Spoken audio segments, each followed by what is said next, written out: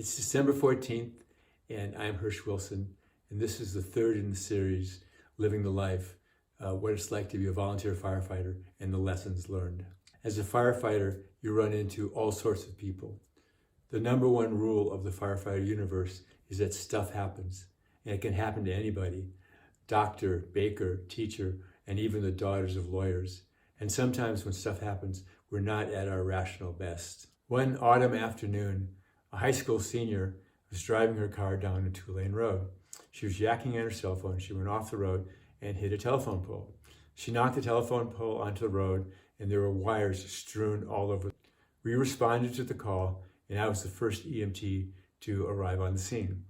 I carefully stepped over the wires, because you never know if they're electrified or not, stepped over the wires and got to the car. When I got to the car, she was a little teary-eyed, and she was on her cell phone. Well, I started my initial assessment to determine whether or not she should go to the hospital. But out of the corner of my eye, I noticed this woman dressed in a suit sprinting towards the car. And she jumped over the wires and ran up to us. And the little girl said, "Mom, I'm so sorry I dented the car. I didn't mean for this to happen." There was a pause because the mom was a little out of breath. And then I asked the girl, "So tell me what happened." And then the mom blurted out, "Inadmissible. Client-attorney privilege." Well, I looked confused, and then the daughter whispered to me, "My mom just passed the bar exam."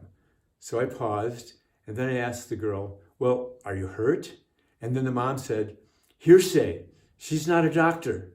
And so I paused again, and then the mom said, "I'm just gonna go stand over there because I can't help myself." So she walked away, and I continued our assessment.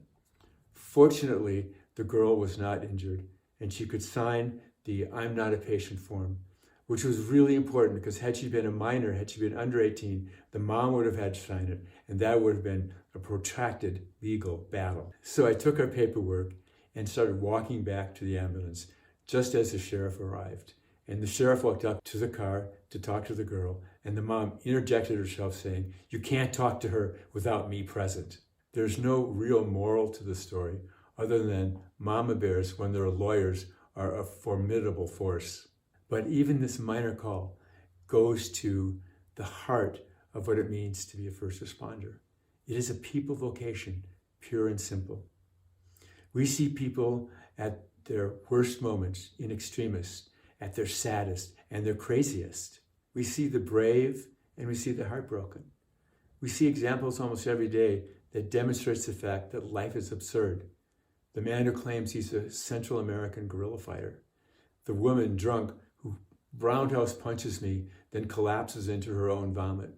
If you pay attention, the human experience is cracked open for you. It's one of the gifts of the vocation. It can either make you jaded or open-hearted.